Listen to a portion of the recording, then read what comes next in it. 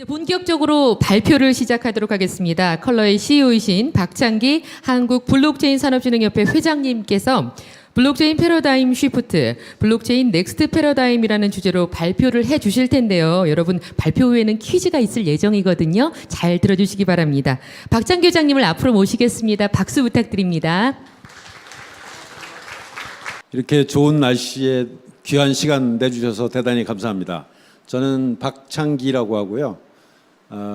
컬러 플랫폼 초기부터 기획하고 여러 가지 자문하고 그런 일을 하다가 이번 주부터 본격적으로 좀 직함을 맡고 일을 시작하게 된 박창기입니다. 그래서 저한테 현직으로 와서 본격적으로 일을 하면서 직함을 CEO로 해라 뭐 이런 얘기들이 있어서 CEO 말고 CCA라는 걸 하겠다 이렇게 얘기를 했어요. 제가 Chief Concept Architect라는 개념을 썼습니다. 이게 무슨 뜻이죠, 한국말로? 개념 설계 책임자 이런 뜻입니다. 이게 왜 이런 이름을 썼는지 제가 조금 설명드릴게요. 요즘 굉장히 인기 있는 몇 년 전부터 굉장히 중요한 책이 나온 거 있는데요. 축적의 시간이라고 서울대 공대 교수님들이 우리나라 지금 경제 문제, 사회 문제를 해결하려면 뭐 어떻게 해야 될 것인가. 그래서 굉장히 중요한 책을 내신 게 있고요.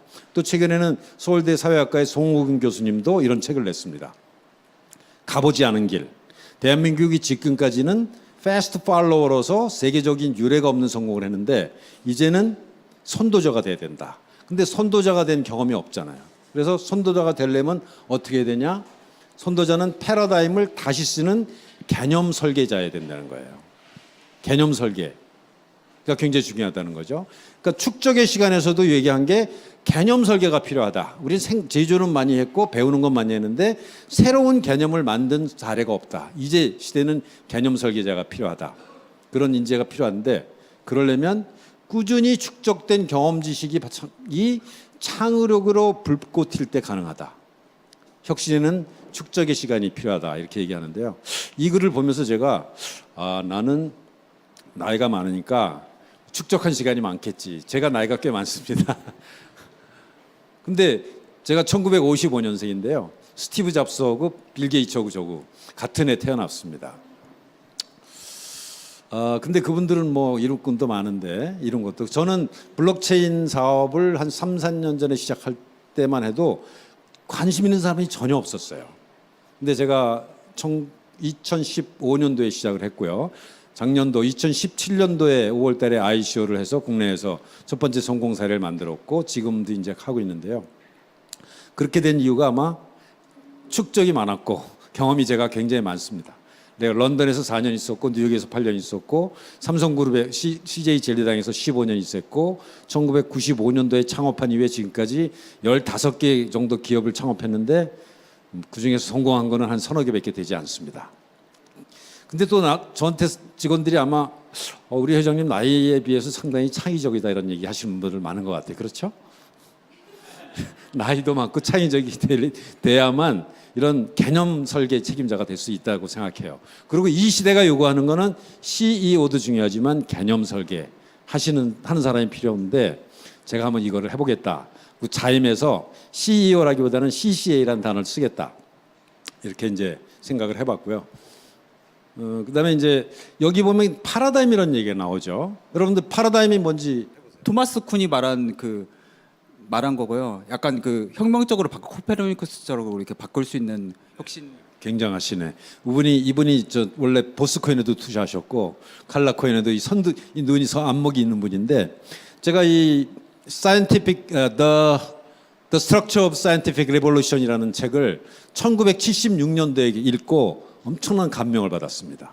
과학혁명의 구조란 책이고 이 책에 나오는 내용을 가지고 제가 평생 가까이 개념을 쓰면서 살았는데 토마스 쿤이라고 하는 철학자입니다. 과학사를 공부했고 과학사를 공부하면서 시대의 변화는 어떤 순차적으로 이루어지는 게 아니라 급격한 변화가 생긴다. 그래서 천동설을 믿던 시대에서 지동설로 바뀌고 지동설에서 이런 만유인력 시대죠. 그때는 어떤 퀀텀 점프가 일어나는 양자역학과 상대성 이론의 시대로 바뀌는 그랬을 때 그런 과학이 바뀌었을 때 세상 전체 사고방식이 바뀌고 사회 전체적으로 다 바뀐다. 인간의 사고방식까지 다 바뀐다. 사회 체제까지 바뀐다고 하는 그런 어떤 혁명적 변화를 이제 파라다임의 쉬프트라고 얘기를 하죠. 그래서 과학혁명에서 나왔지만 그 후에 사회 변화, 뭐 정치적인 변화도 파라다임이라는 얘기를 많이 쓰게 됩니다. 그래서 첫 번째 과학혁명이 바로 뉴턴이 사과가 떨어지는 걸 보고 마뉴엘렉의 법칙을 발견했다. 그 전까지는 인간이 지구가 중심에 있고 지구는 평평하고 모든 천체가 지구를 중심으로 돈다. 이런 생각이 있었고 그런 생각이 단순히 과학뿐만 아니라 모든 정치, 사회, 모든 사람들이 그렇게 생각했죠. 여러분들 그 미스터 선샤인 보시는 분 한번 손 들어 보실래요? 예, 꽤 계시네요. 그 시대에 조선 사람들은 그때까지 천동설을 믿었습니다. 이미 유럽에서는 200년 전에 지동설을 믿기 시작했는데 그 옛날 파라다임이 있다가 나라를 망하고 있는 거죠, 지금. 아이작 뉴턴이 1700년경에 이런 그 지동설을 확신할 수 있는 마뉴엘렉의 법칙, 그다음에 물리학, 운동의 법칙 이런 걸 했는데 실제로 이 사람은 이분이 굉장히 많이 연구한 분야가 빛에 가는 거였습니다. 빛, 스펙트럼, 라이트, 칼라 이거를 굉장히 많이 연구하신 분이에요. 그러니까 과학의 핵심은 바로 칼라에 있습니다. 저는 원래 자연과학도 있기 때문에 그쪽을 굉장히 좋아했는데요. 그다음에 2차 산업혁명, 그러니까 그 과학혁명을 이룬 사람이 아인슈타인의 어떤 상대성 이론과 양자역학 그런 분야죠. 그 전까지 뉴턴의 시대에는 모든 것은 결정돼 있다. 결정론적 사고방식이 팽배했어요. 예정돼 있다. 정확하게 움직인다. 천체는 세계처럼 움직이고 인간도 어떤 그런 구조다. 사회도 그렇게 설계돼야 된다. 다 그런 생각을 하다가 아인슈타인이 나와서 시간은 상대적이다. 거리도 상대적이다. 그다음에 퀀텀 피직스, 그러니까 양자 물리학이 나와서 순간 이동할 수 있다. 급격하게 변할 수 있다. 순차적으로 변하지 않는다는 완전히 새로운 물리학 법칙이 나온 다음에 사람들의 사고방식이 완전히 바뀌기 시작합니다. 그게 이제 2차 그 파라다임의 변화죠. 과학혁명이라고 얘기를 하는데요. 그래서 어떤 지구의 중력에 의해서 빛이 움직인다 이렇게 생각했고요. 그다음에 이 아인슈타인도 빛에 대한 연구를 많이 했습니다. 혹시 아인슈타인이 노벨상을 받았는데 뭘로 받았는지 아시는 분? 광량자설로. 광양자설이요? 저분이 저희 회사 그 엔지니어신데요. 광전자설이죠. 빛이 비쳤을 때 그것이 전자로 바뀐다. 이걸로 노벨상을 받았어요. 그러니까 상대성 이론으로 노벨상을 받은 게 아닙니다. 빛의 이론으로 받은 거예요. 그리고 이 아인슈타인이 어떤 생각을 했냐면 뉴턴 물리학으로는 빛을 설명할 수가 없다. 그러니까 뉴턴 물리학이 진실이라고 다 믿었는데 빛을 설명할 수 없는 거예요.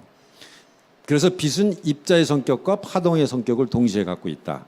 그게 이제 그 아인슈타인의 원리였고 그 원리에서 굉장히 많은 얘기를 하게 되죠. 그리고 그러니까 광전자 이론이 지금 여러분들이 많이 보시는 태양광 이론이 바로 그겁니다.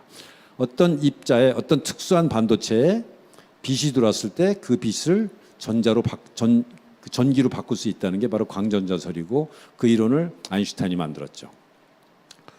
저희 브랜드가 칼라라는 게 심상치 않은 거죠. 이 뉴턴과 아인슈타인이 만들었던 파라다임의 결정적 계기가 됐던 바로 빛. 여기서 우리의 스펙트럼이라는 브랜드가 나오고 픽셀이 나오고 픽셀은 뭔지 아시죠? 화소라고 하죠. 화소가 모여서 색깔 컬러가 되고 갤러리 이런 개념들을 씁니다. 자, 그러면 블록체인 암호화폐의 넥스트 파라다임은 무엇일까? 오늘의 핵심 주제입니다. 그러니까 파라다임의 변화는 뭐죠? 조금 변화하는 게 아니라 급격한 퀀텀 점프를 한다는 겁니다. 자, 그러면 여러분들 아마 대부분 블록체인, 암호화폐, 비트코인, 이더리움, 이오스 이런 거 많이 공부하셨을 건데 과연 앞으로 어떻게 될 것인가를 잘 알면 뭐가 되겠죠? 돈이 되죠. 그렇죠? 물론 여러 가지 될 일이 많이 있겠지만 근데 앞으로 어떻게 될지 모르면 상당히 어려운 일이 생길 수 있습니다. 여러분들 잘 아시지만 비트코인은 1세대 암호화폐라고 할 수 있고 글로벌 싱글 뱅크라고 할 수 있죠. 이더리움은 디센트럴라이즈드 글로벌 싱글 컴퓨터라고 할 수 있고 2세대 암호화폐. 그다음에 블록체인 3.0이라고 얘기하는 것도 있죠. 요즘 카르다노, 테조스, 이오스, 보스코인. 제가 작년 5월 달에 2016년 여름부터 보스코인 ICO를 준비하고 작년 5월 달에 보스코인 성공했을 때 기존에 나와 있던 어떤 그 암호화폐나 블록체인보다 뛰어난 것을 만들겠다라는 것을 설계를 꽤 오래 했고요. 거기에 어떤 단순히 소프트웨어 엔지니어뿐만 아니라 정치, 경제학적, 사회학적, 거버넌스 모델, 진화 이론을 접목시켜서 가능했었고 그렇기 때문에 국내에서 알아준 사람들이 거의 없었지만 여기 몇 분 알아주신 분들 계세요. 그분들 대박 나셨죠. 작년에 20원에 사갖고 한 2,000원에 파신 분들도 계시니까 보스코인을. 어쨌든 그랬기 때문에 국제적으로 인정을 받을 수 있었던 겁니다. 그리고 단순히 국내에서 마케팅을 하지 않고 거의 대부분을 글로벌 마케팅에 했기 때문에 보스코인이 성공한 거고요. 그 다음에 이제 사람들이 용기를 얻고 아이콘이 그 다음 ICO를 했는데 불행하게도 우리나라에서 제가 아는 바로는 한 100건 정도의 ICO가 있었어요, 그동안. 근데 그 중에서 거래소에 상장된 거는 20개도 안 되는 것 같더라고요. 근데 그 20개도 안 되는 것들 중에서 자기들이 모은 돈, ICO 때 모은 돈보다 현재 시장 가치가 더 큰 거는 몇 개나 될까요? 5개도 안 되는 것 같아요. 제가 잘 계산해 보니까 한 2개, 3개? 아이콘이 가장 밸류가 크고 지금 한 8배 정도 됐죠. 그 다음에 보스코인, 그러고 말고는 찾아보기 어렵습니다. 그 참 불행한 일이죠. 쉬운 일이 아니란 얘기입니다. 이 비즈니스가. 그리고 이거는 글로벌 시장에서 꼭 해야 되는 거지 국내 시장에서 할 수 있는 일이 아니에요. 왜냐하면 우리 암호화폐는 전 세계에 있는 수백 개의 거래소에서 그 수천 개의 암호화폐가 서로 경쟁하고 있잖아요. 굉장히 중요한 얘기거든요. 그래서 자, 그러면 지금 상황을 조금 더 살펴볼게요. 1세대 암호화폐가 비트코인이고 2세대 암호화폐가 이더리움인데 그 차이는 아시죠? 스마트 컨트랙트로 훨씬 더 확장했다는 거죠, 개념을. 3세대가 이제 가장 뜨고 있는 게 이오스, 그다음에 카르다노, 뭐 테조스 같은 후보가 나와 있는데 저는 이 전체를 묶어서 첫 번째 파라다임이라고 얘기하고 싶습니다. 제가 얘기하고자 하는 것은 이제 파라다임 시프트가 필요하다. 여러분들 금년 초에 비해서 지금 화폐 가치가 많이 떨어졌잖아요. 이더리움은 거의 5분의 1 떨어졌고 비트코인도 뭐 4분의 1 떨어졌고 뭐 10분의 1 떨어진 것도 수두룩하잖아요. 그 왜 그러냐? 첫 번째 파라다임이 지금 실패하고 있습니다. 이더리움이 실패하고 있고 이오스가 실패하고 있어요.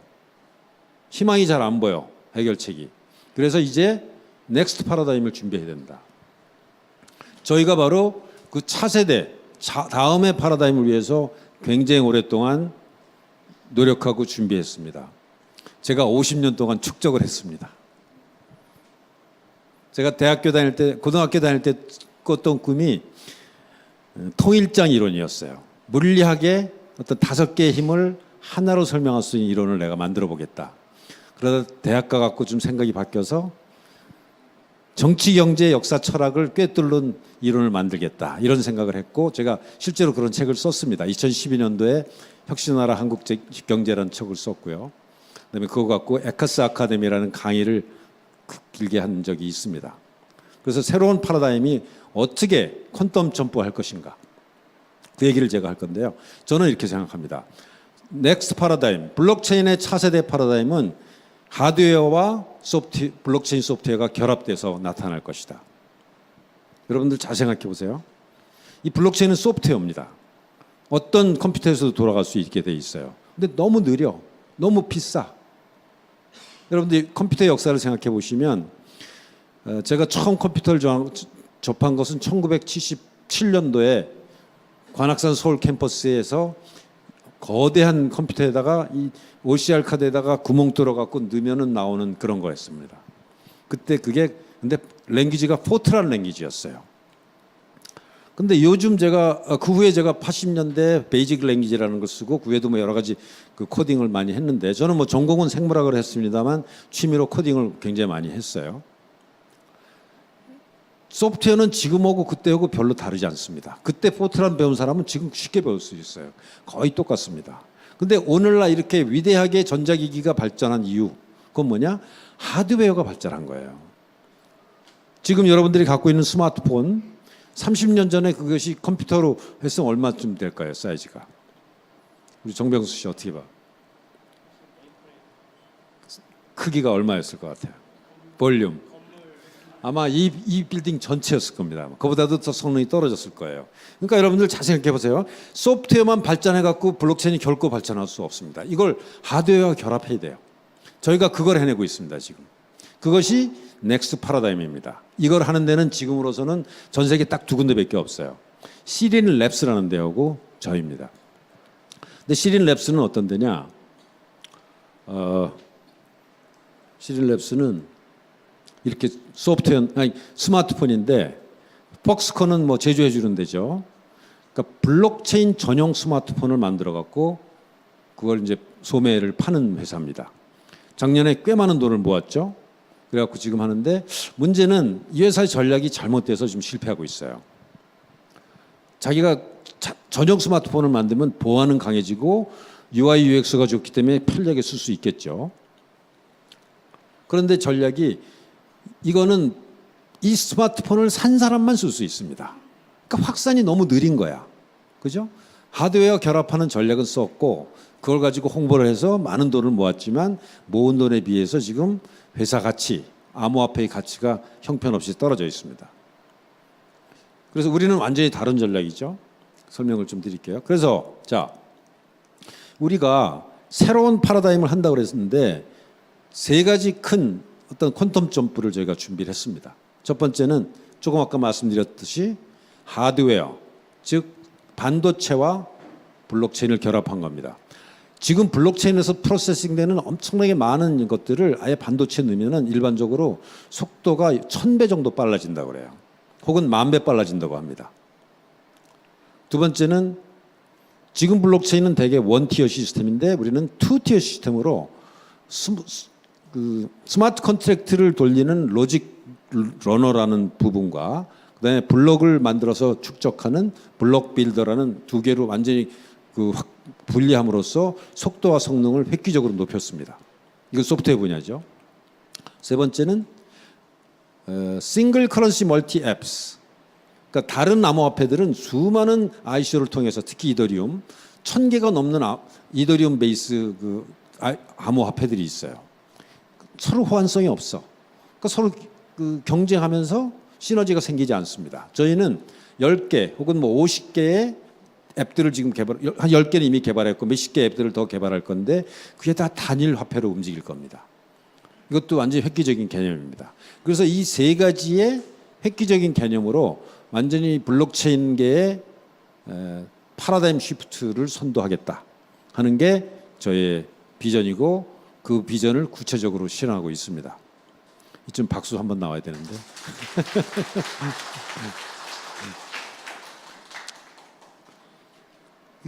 이러고 보면 느끼는 거 없어요? 저희가 블록체인계 애플이 되겠다. 애플 하면 떠오르는 게 뭐죠? 사과잖아, 사과. 또 하나 떠오르는 거. 1000조짜리 회사. 처음으로 1100조를 달성한 어마무시한 회사. 그렇죠? 근데 거기 왜 칼라가 들어가 있지? 이거를 저희가 자꾸 쓰는 이유는 애플에서 우리를 좀 소송을 해줬으면 좋겠다. 자기네 로고를 도용했다고. 그러면 얼마나 홍보가 되겠어요. 광고비 안 써도 어마어마하게 홍보되겠죠. 어쨌든 여러 가지 의미가 있습니다. 블록체인계 애플이 되겠다는 얘기는 바로 애플처럼 크고 좋은 회사, 많은 사람들이 쓰는 회사를 만들겠다는 뜻도 있지만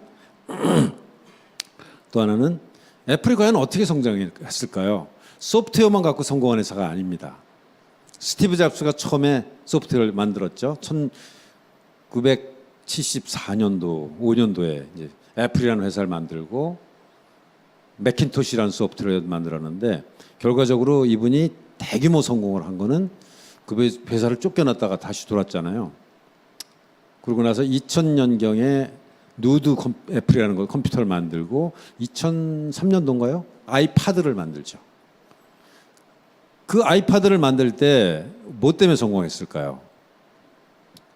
소프트웨어만 갖고 한 게 아닙니다.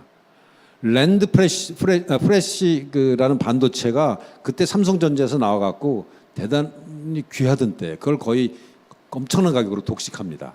그다음에 MP3 플레이어가 그 당시 우리나라가 세계 1등이었어요. 아시죠? 아이리버 같은 거. 근데 MP3 플레이어 기술이 대한민국 겁니다, 원래.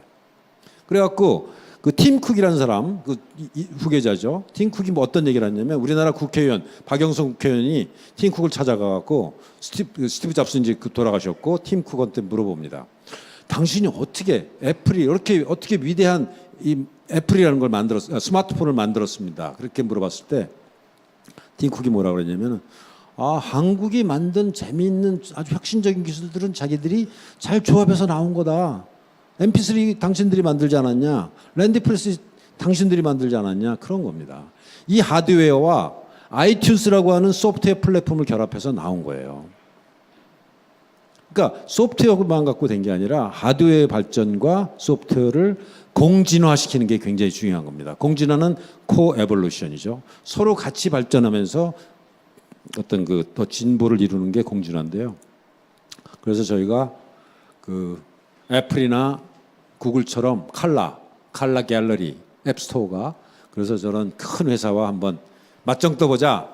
대한민국도 이제 축적 시간이 됐으니 개념 설계에 나와서 이런 거 한번 해보자 이런 생각을 하는 겁니다. 박수 한번 더 쳐주세요.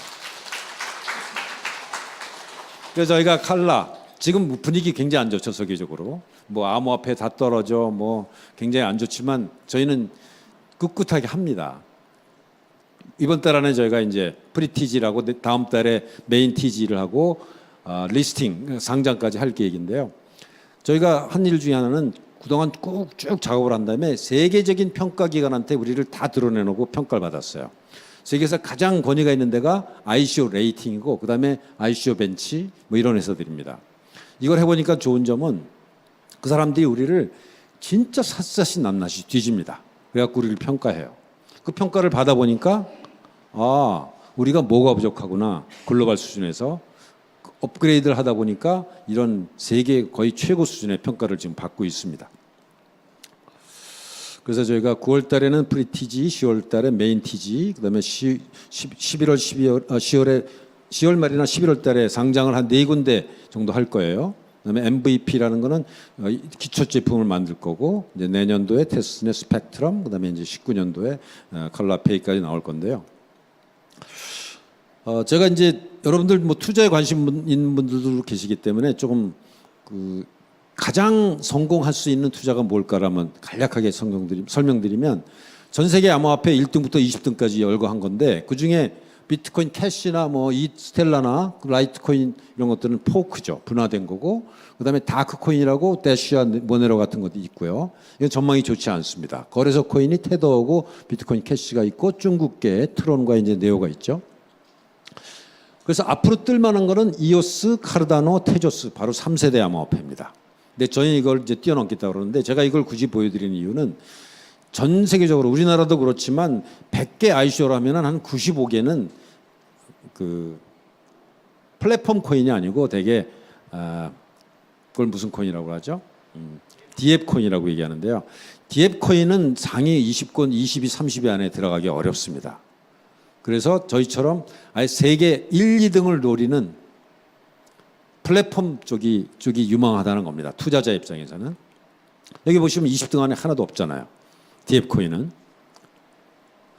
그래서 이제 제가 일단 하드웨어 쪽을 약간 어려운 분야지만 설명드리고 싶은 게 하드웨어와 어떻게 결합했길래 도대체 지금의 블록체인 문제를 해결할 것인가 이걸 설명드리려면 PUF 반도체인데요. 물리적으로 복제 불가능한 기능을 가진 반도체입니다. 지문과 같이 이게 그 제조 공정상의 어떤 특성 때문에 소위 수억 개, 수경운 개를 만들어도 똑같은 게 나오지 않는 그런 그러니까 물리적인 이유 때문에 반도체를 만드는 기술이 있습니다. 전 세계 몇십 개 회사들이 지금 만들고 있고 IoT 시대의 어떤 보안을 위해서 굉장히 중요한 기술인데 저희는 ICTK라고 하는 그중에서 가장 뛰어난 회사와 협력해서 벌써 한 3개월 전에 계약을 하고 지금 본격적인 작업을 하고 있습니다. 반도체가 이렇게 생겼어요. 뭐 반도체 잘 아시는 분들은 금방 보시겠지만 여기 뭐 다리가 달려 있고 이 안에 굉장히 많은 기능이 들어 있는데 여기 보면 크립토 엔진 뭐 여기 보면 예를 들면 여러분들 샤256이라고 하는 그 해시 함수 만들어내는 암호학 있잖아요. 그 엄청나게 많은 프로세싱 파워가 필요한 걸 그냥 여기다가 소프트웨어에다가 그냥 놓버린 겁니다. 그러니까 암호 알고리즘을 여기다 다 넣은 거예요. 그다음에 그 프라이빗 키라고 하죠. 자기 개인 키가 여기 들어가 있는 겁니다. 그러니까 이것을 소프트웨어를 이런 식으로 하드웨어에다가 인베디드 시키면 속도가 성능이 1000배 내지 10,000배 올라간다는 거예요. 그건 당연하겠죠. 여러분들 생각해 보세요. 30년 전에 여러분들 스마트폰 그걸 그때 벽돌폰이라고 그랬죠. 그거와 지금 기계를 상상하시면 됩니다. 소프트웨어를 충분히 돌리기 위해서 반도체를 중심으로 한 하드웨어에다가 그 기능을 옮겨놓은 겁니다. 미래는 일로 갈 수밖에 없습니다. 지금 대다수 거의 모든 프로젝트가 소프트웨어를 갖고 지지고 볶고해도 해답이 안 나오는데 이게 이 방법밖에 없다는 거죠. 그래서 이 방법으로 하면 진정의 P2P 거래가 가능합니다. 진정으로. 지금 블록체인은 제3의 인증기관이 없다고 사는 사람들이 많지만 실제로 존재하는 겁니다.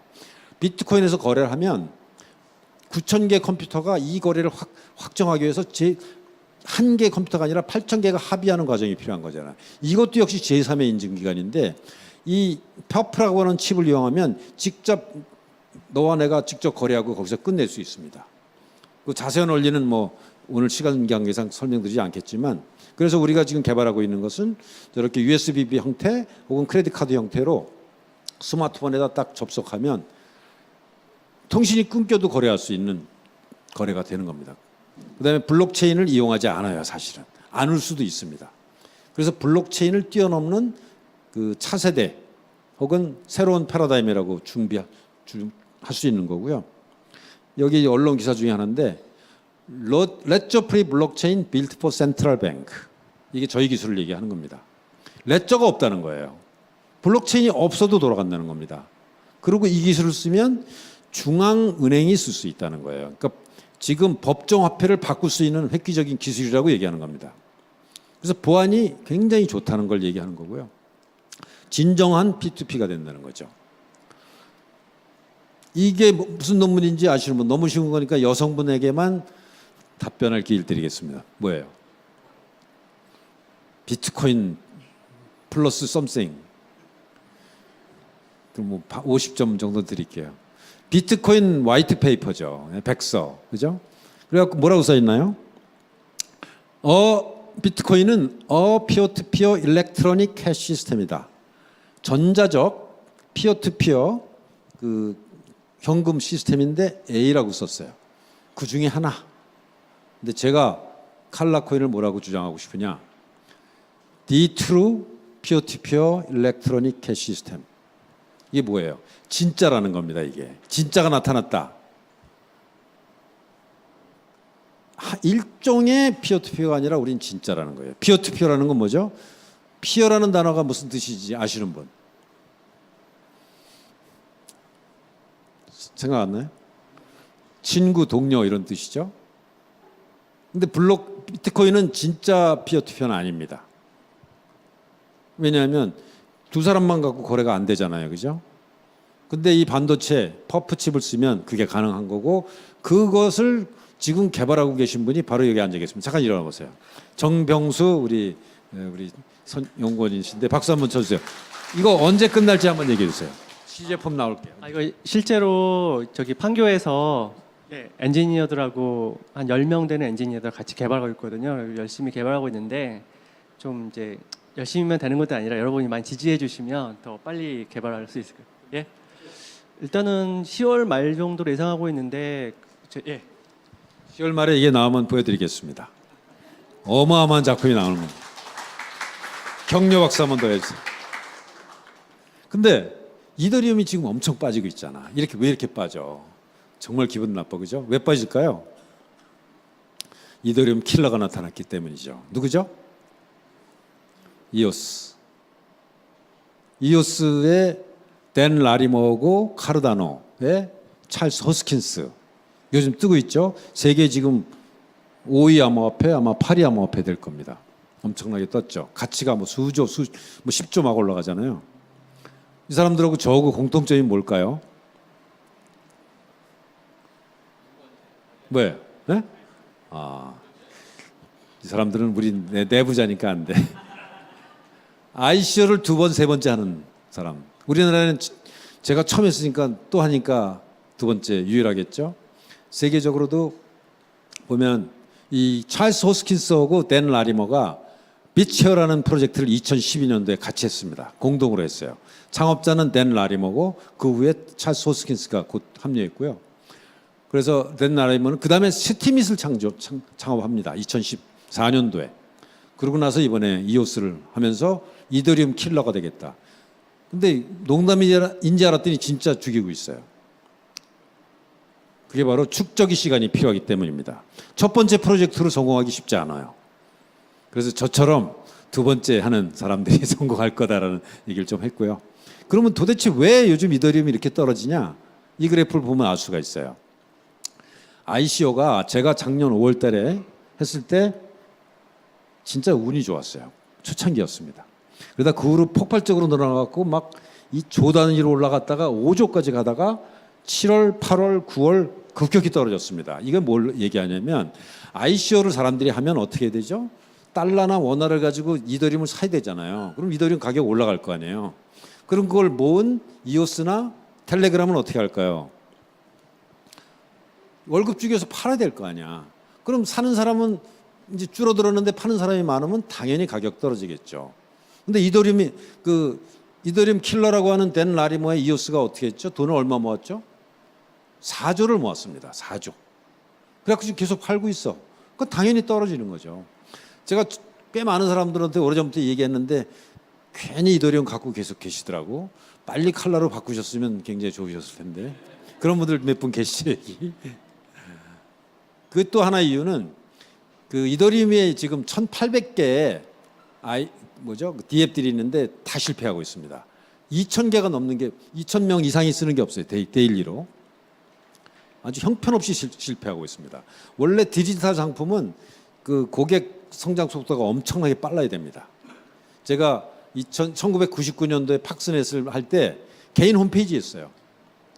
근데 1년 안에 500만 명을 모았고 전 세계 30위권에 들어가는 트래픽을 모았습니다. 그래서 저는 직접 경험을 해봤어요. 얼마나 빠른 속도로 이 손님들이 들어오는지. 근데 비트코인이나 이더리움은 지금 하루에 50만 명밖에 쓰지 않고 있어요. 저쪽 보시면. 너무 작은 거예요. 스티밋이 잘 나가는데 25만 명밖에 없습니다. 이게 뭔가 근본적으로 실패하고 있다는 얘기를 하는 거예요. 자, 이 문제를 어떻게 해결할 거냐? 원래 디지털 상품은 엄청나게 빨라야 돼. 근데 뭔가 근본적인 문제가 있다는 거죠. 그래서 비탈릭 부테린도 7가지 문제가 있다. 그래서 7가지 문제를 얘기했을 때 저희가 이 문제를 다 해결했습니다. 저희는.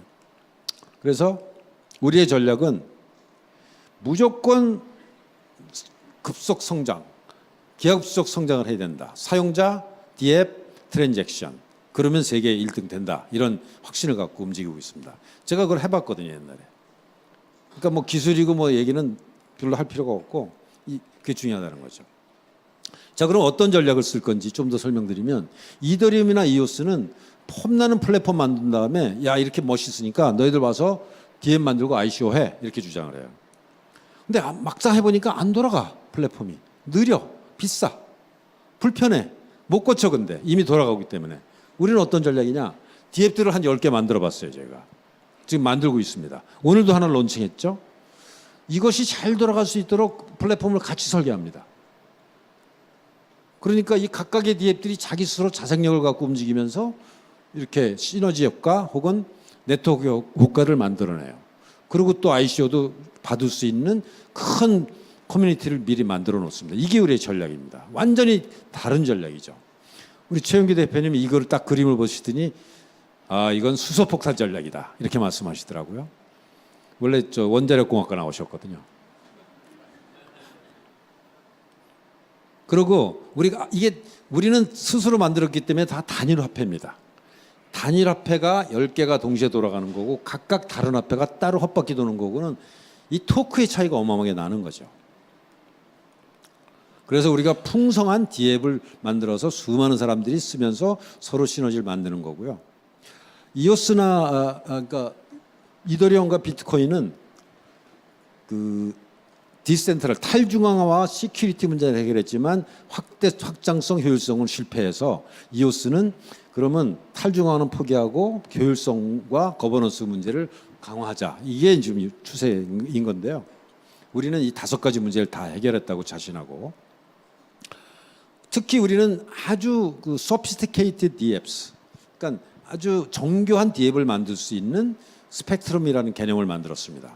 그 개념을 만들게 된 건 상당히 오랫동안 진짜 좋은 DF를 만들기 위해서 블록체인으로 노력하다가 나온 거예요. 그것을 만든 주역분이 여기 계시는데 최 소장님 잠깐 일어나세요.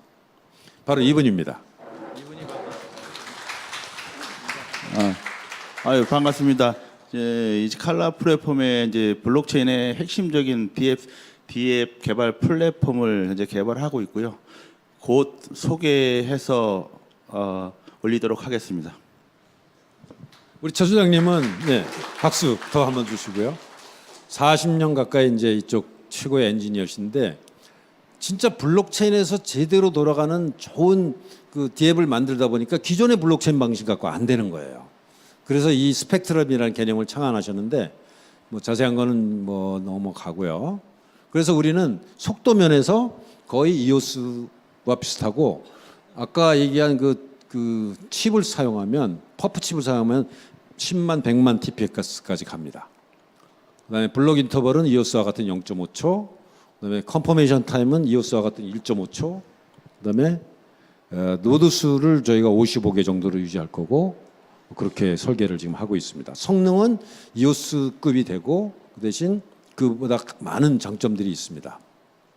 이 설명은 제가 지금 지나가고요. 그러면 스펙트럼이라는 게 뭐냐? 그러니까 블록을 컨퍼메이션하는 그런 노드들과 이 스마트 컨트랙트를 하는 이 노드들을 분리한 거예요. 그래갖고 성능과 그 속도, 그다음에 그 편리성을 이제 확대한 건데요.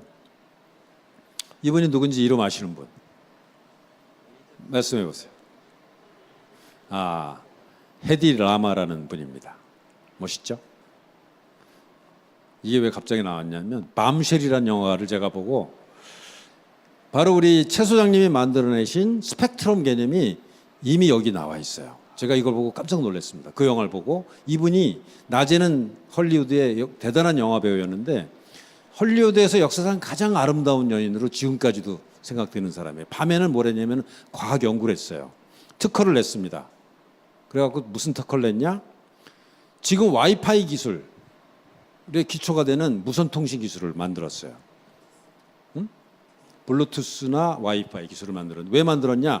이 사람이 오스트리아에서 독일을 피해서 미국에 와갖고 배우가 됐는데 그때 1940년경에 독일의 유보트가 상선을 침몰시킨다고 그래서 도저히 못 참겠다. 그래서 자기가 미국을 위해서 인류를 위해서 무선통신 해킹되지 않는 무선통신을 만들겠다 갖고 특허를 냅니다. 1942년도인가 그래요. 근데 미국 특허청에서 이건 적국 출신, 오스트리아가 원래 적국이잖아요. 그 당시 독일 옆이니까 적국 출신 여자가 만드는 거라서 안 쓰겠다. 특허를 안 내줬습니다. 근데 나중에 내줬어요. 근데 이분이 지금 여러분들이 쓰는 와이파이, 그다음에 블루투스의 기술을 만든 분입니다. CDMA 기초를 닦은 사람이에요. 근데 그 원리가 어디서 나왔냐? 오르골에서 나왔습니다. 요즘 미스터 선샤인 보시면 이거 자주 나오죠? 그 노래 이름이 뭐죠? 나오는 이름이? 그린 슬리브스인가요? 미스터 선샤인에 나오는 바로 제가 제일 좋아하는 사진입니다. 적국을 저격하라. 이 오르골을 가지고 이런 특허를 냅니다. 무선통신 기술. 그래갖고 프리퀀시 호핑 스프레드 스펙트럼이라는 걸 개념을 만들어요. 여기 스펙트럼이 나오잖아. 제가 이걸 보고 프리퀀시 호핑 이게 스펙트럼 기술, 이 스펙트럼 우리 최 소장님의 스펙트럼 기술의 핵심 개념입니다. 호핑 막 호핑하니까 해킹을 못 하는 거야. 서버 간에 호핑을 하니까. 무슨 얘기인지 아시겠죠? 바로 여기서 호핑하는 걸 보여드리는 겁니다. 이 개념을 바로 최 소장님이 만들었는데 혹시 라마 관련된 있으신가? 그건 상관없나요? 아까 헤디 라마 좋아하시냐고 처음 들어보셨죠? 어쨌든 그런 개념이 있고요. 그래서 우리가 이런 문제를 해결했고 이거를 아주 구체적인 작품으로 만드시는 분이 저희가 러시아에서 오신 CTO 잠깐 읽어보세요. Please stand up. 니콜라입니다. IQ 170.